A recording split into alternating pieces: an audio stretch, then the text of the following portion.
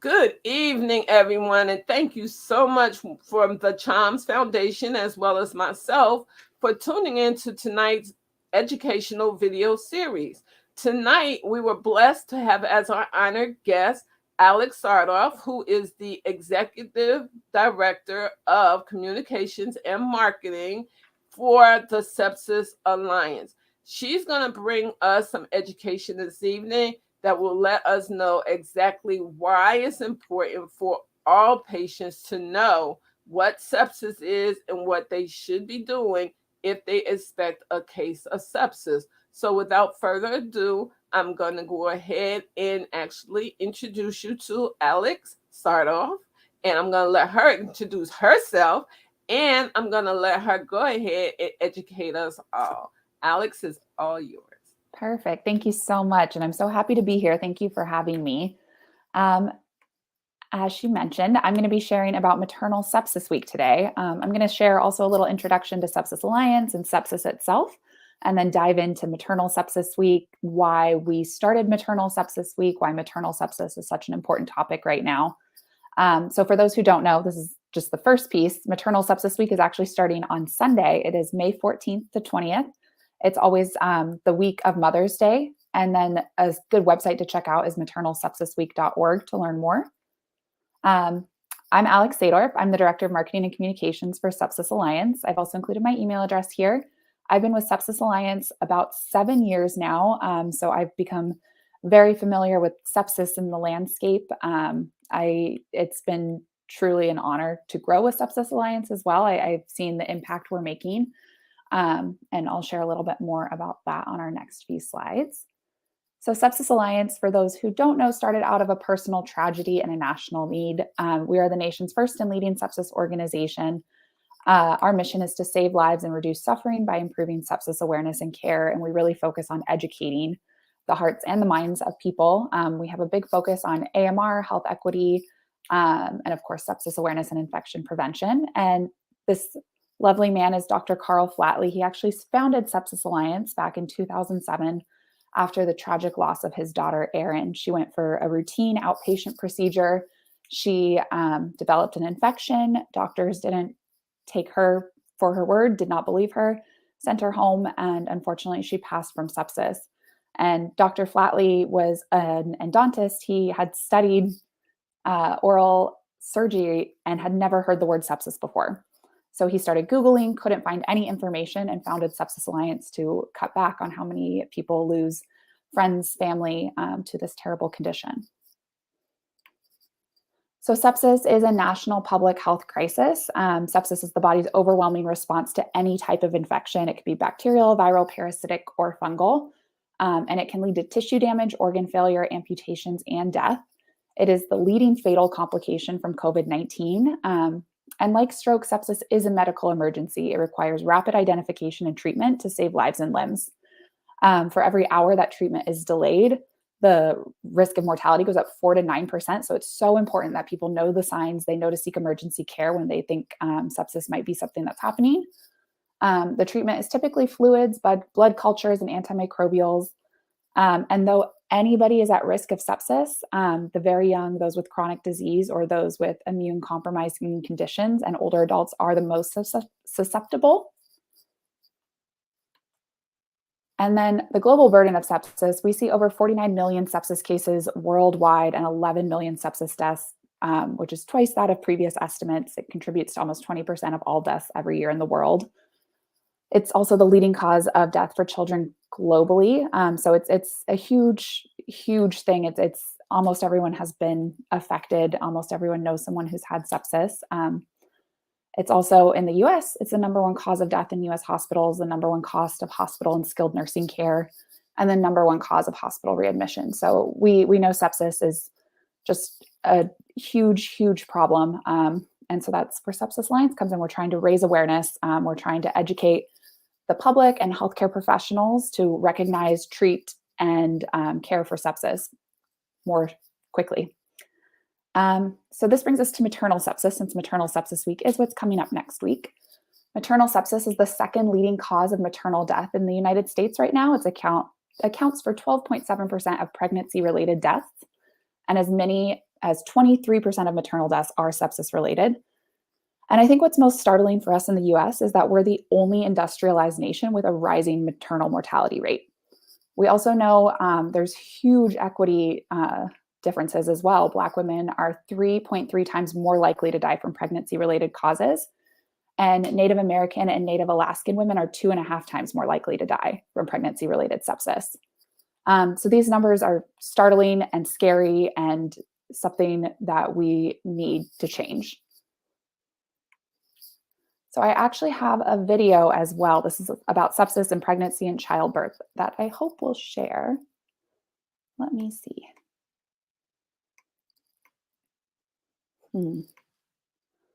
Okay, it doesn't look like it's going to play, but I'll share that in the chat maybe after, so everybody can access that YouTube link. I highly recommend checking out this video.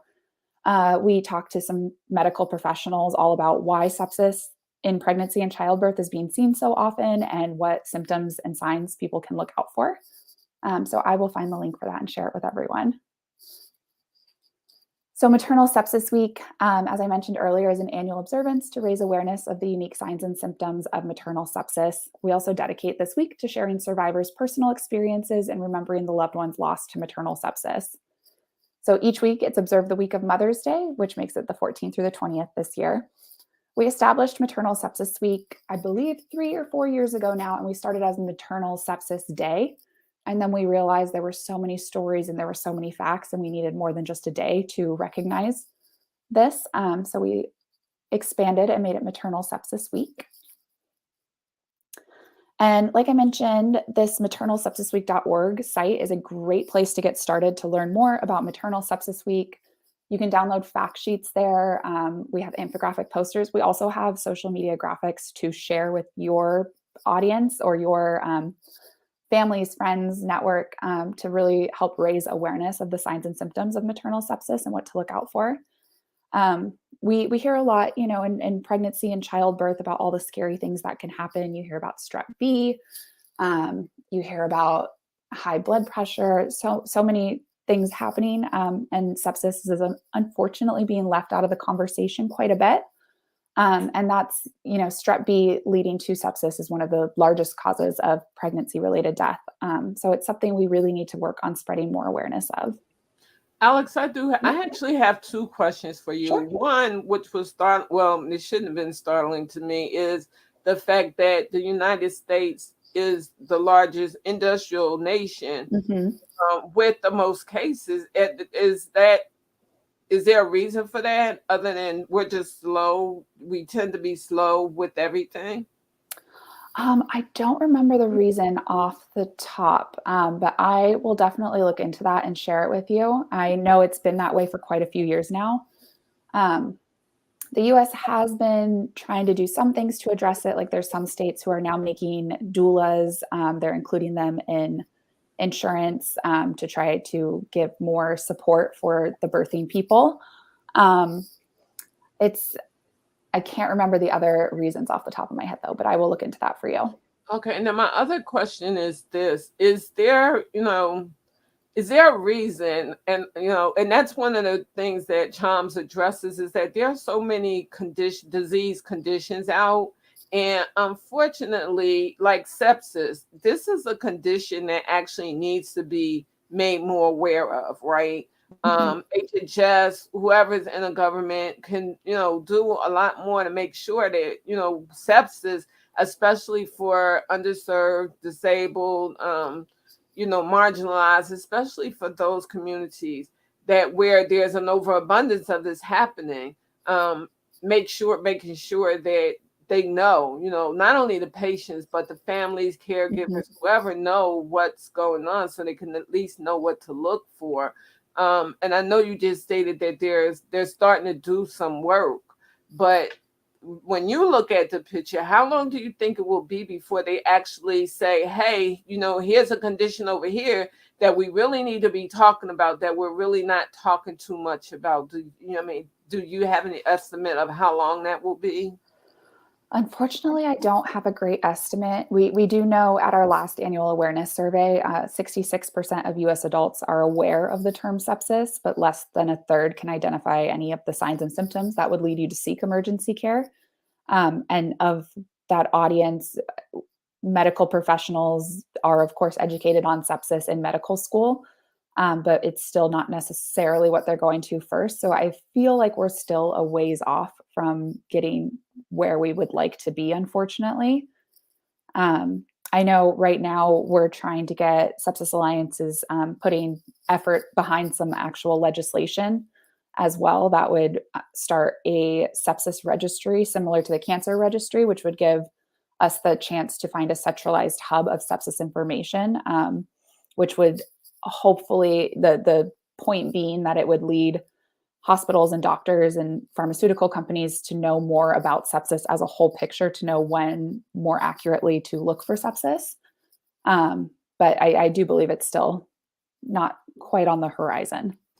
Okay, thank you. Well, that's why agents, nonprofits such as Sepsis Alliance and such as CHL.M.S are needed today, Mhm. because we have the opportunity to put that superhero cape on and go and crusade for those issues that are being under addressed. So thank you so much.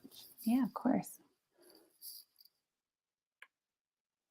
Another piece, Sepsis Alliance is also focused really largely on educating healthcare professionals. Like I mentioned, they do usually cover sepsis in medical school, but it typically amounts to only about 1 day of study.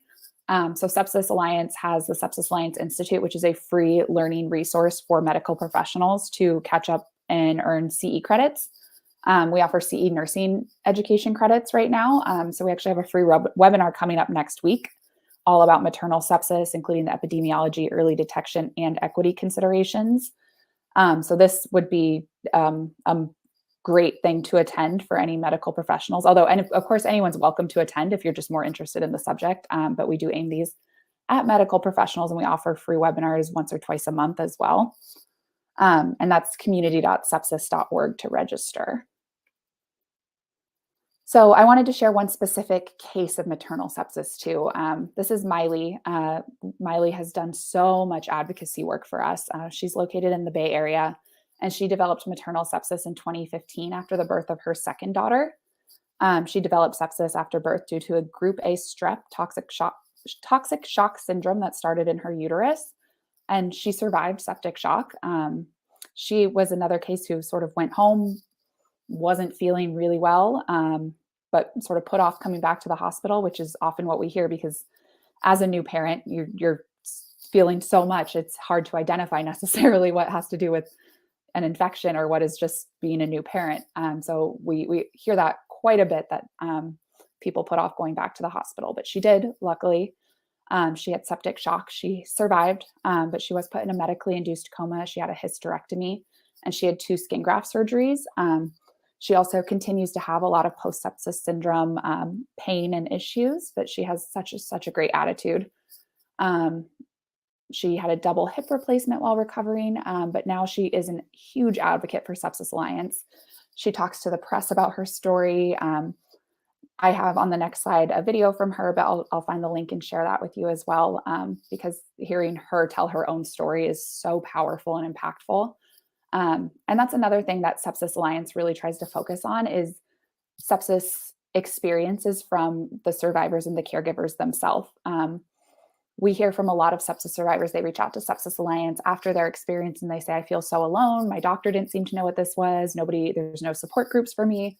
What do I do? And so we actually started Faces of Sepsis, which is an online community of experiences. It's where people can go and share their own experience of sepsis in their own words.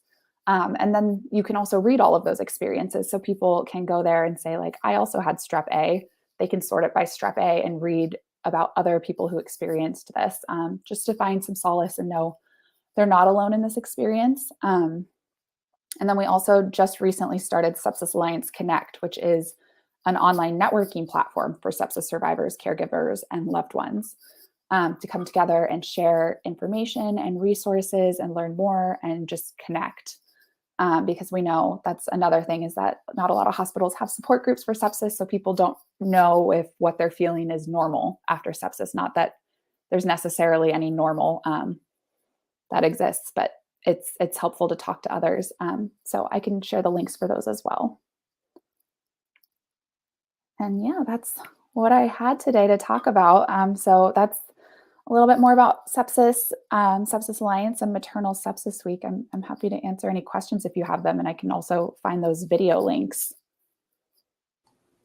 What I would like to know, and thank you once again from myself as well as the C.H.L.M.S Medi-Helpz Foundation board for spending some time with us this evening talking about what sepsis is. And I look forward to getting those links, not only so I can share them on because we have a Facebook page. It's the Patient's Voice by C.H.L.M.S Facebook page. It's open for all patients as well as all clinicians that want the patients to know that, yes, we're here, and yes, we care, and yes, we want to do whatever we can do to help you. Because what you just said about the young lady that suffered sepsis and so many others is that you don't need to be in this healthcare journey alone. I mean, there's no reason for you to be. There's so much help out here. You just have to be educated to know where the resources are, that no patient should actually have to be in this healthcare journey alone. It's a scary one.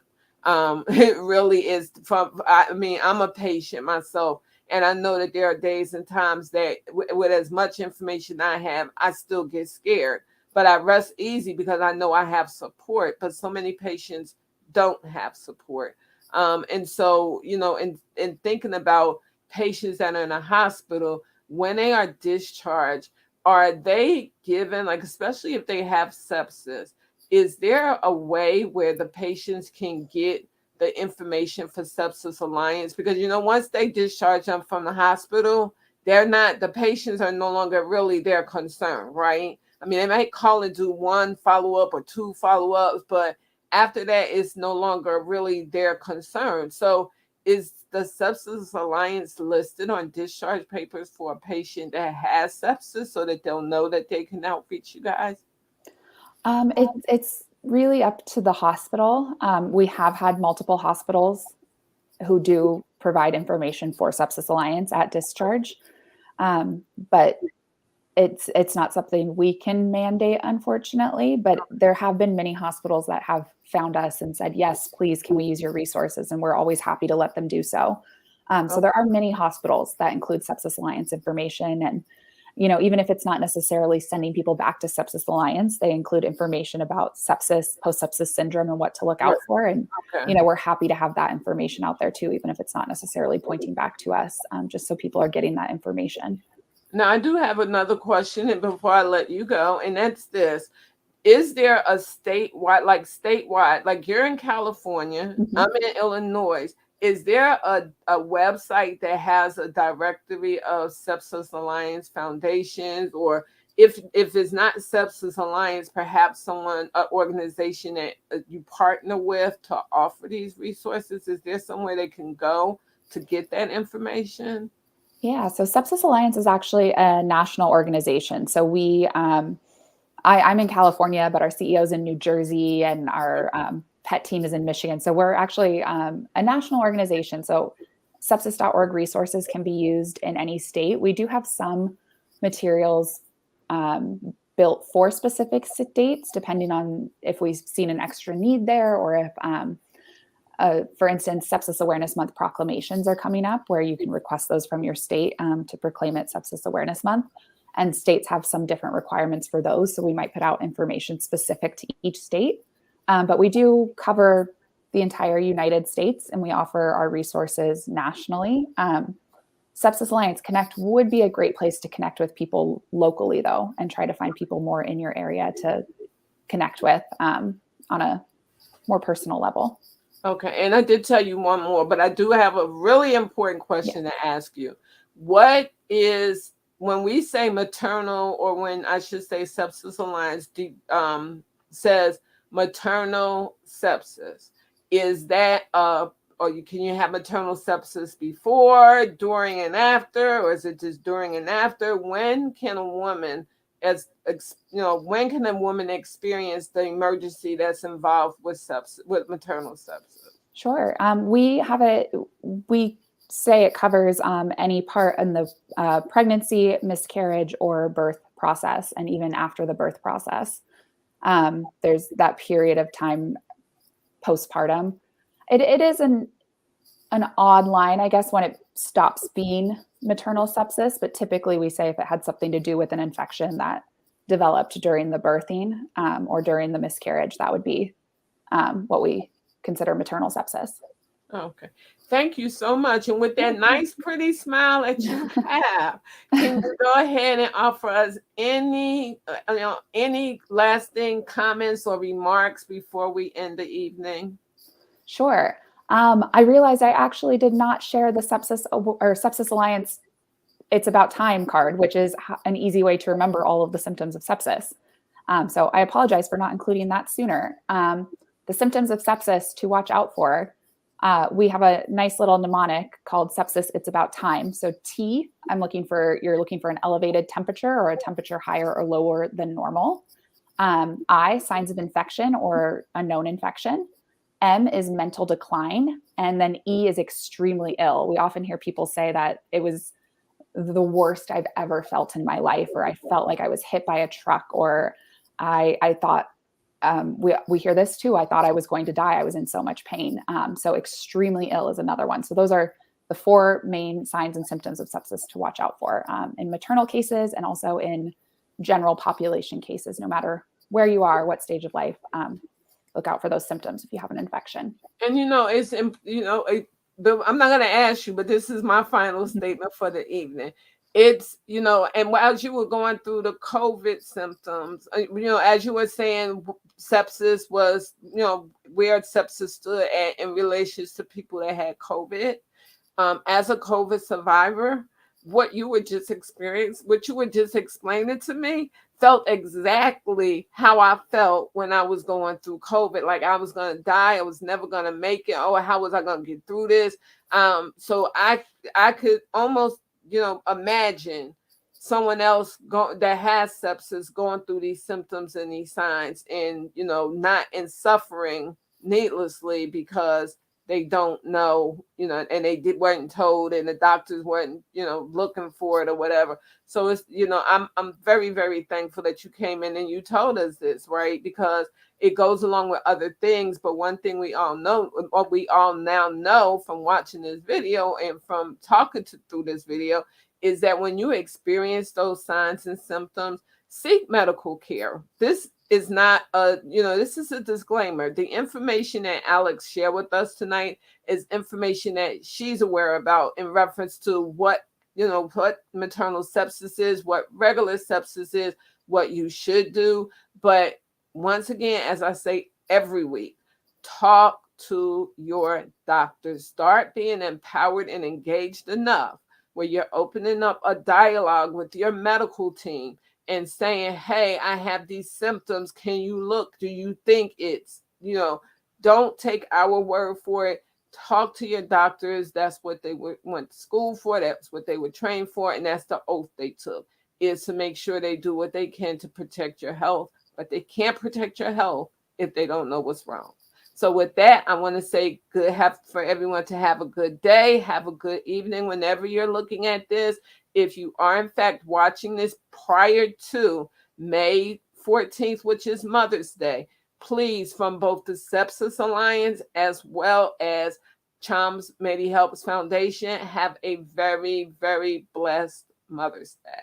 Thanks, Alex, so much. I'll be talking to you soon because you got some resources that I need. Thank you. Yes, thank you. Have a good one. All right, Bye. you too.